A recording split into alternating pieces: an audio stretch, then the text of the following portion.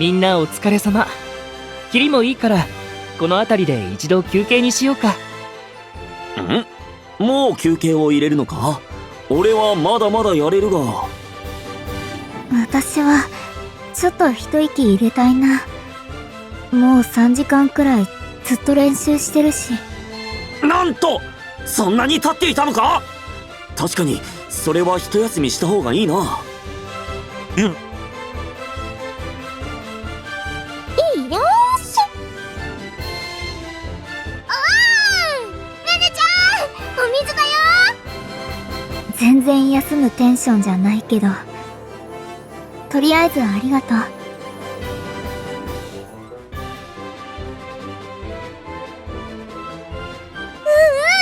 こうギンってしてた。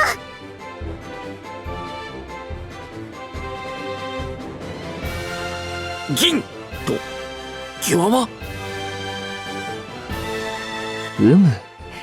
目力があって躍動感あふれる動きだったといったところかな。さすがルイくん。いつものことだが、なぜあれでわかるんだ？そう。でも、司がいつも以上に気合入ってるっていうのは、私も感じたかも。やはり分かってしまうか？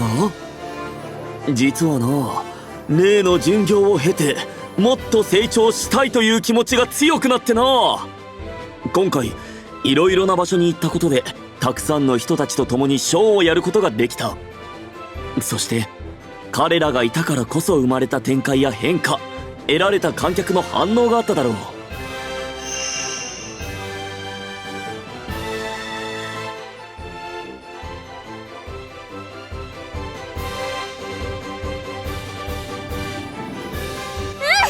海のショーはほのみちゃんたちが歌ってくれて、私たちも歌に合わせてダンスをちょっと変えたんだよね。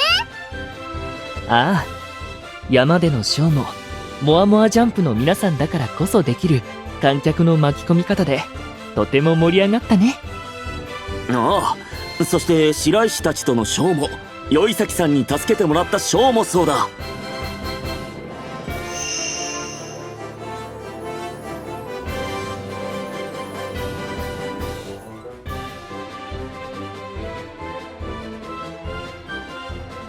いつもとは違う環境、いつもと違う人たちとのショーだったからこそ得られるものがあった。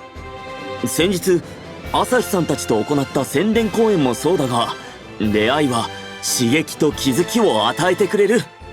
そしてこの世界にはまだまだ出会えていない人が星の数ほどもいる。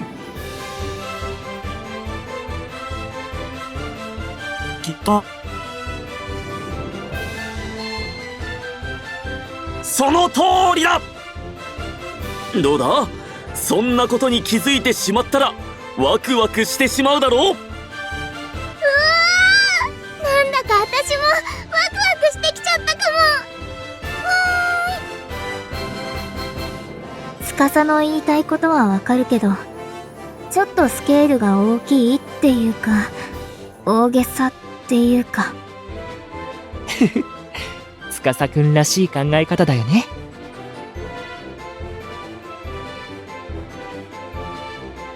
ははは、そうだろうそうだろう。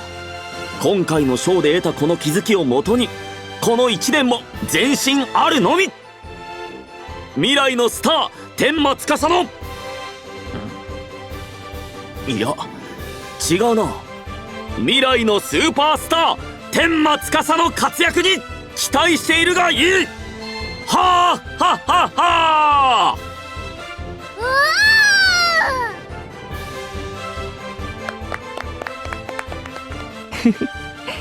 そこはかとない打ち切り感を除けば確かに期待できそうだね。まあ、通常運転みたいだしね。ははは。